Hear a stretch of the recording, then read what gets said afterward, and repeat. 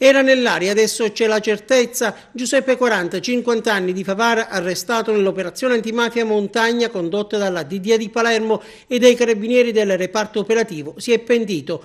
40, ritenuto vicino ai vertici di Santa Elisabetta, ha iniziato a collaborare con i magistrati della direzione distrettuale antimafia di Palermo. Ad ascoltarlo i sostituti procuratori Geri Ferrara, Claudio Camilleri e Alessia Sinatra.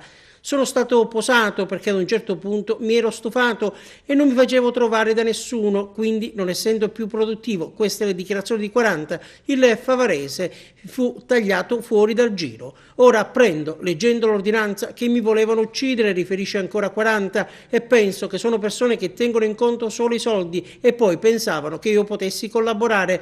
Quando si è dentro Cosa Nostra c'è sempre qualcuno invidioso e hanno detto che mi ero preso i soldi. Non era vero, ha spiegato il neocollaboratore.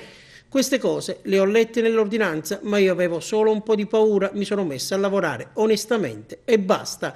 L'ordinanza alla quale Giuseppe 40 fa riferimento è quella che gli è stata notificata lo scorso 23 gennaio, quando scattò l'operazione antimafia Montagna con complessive 57 misure cautelari tra i destinatari, il sindaco di San Biagio Platani. 40 avrebbe anche promosso e organizzato personalmente atti intimidatori di carattere estorsivo ad imprese ed esercizi commerciali, scrive ancora il giudice per le indagini preliminari che ha firmato il suo ultimo arresto, adoperandosi anche per il controllo illecito delle attività economiche del territorio attraverso l'imposizione delle macchine da gioco e gli esercizi pubblici, in tal modo svolgendo funzioni direttive per l'organizzazione e di programmazione di gravi delitti.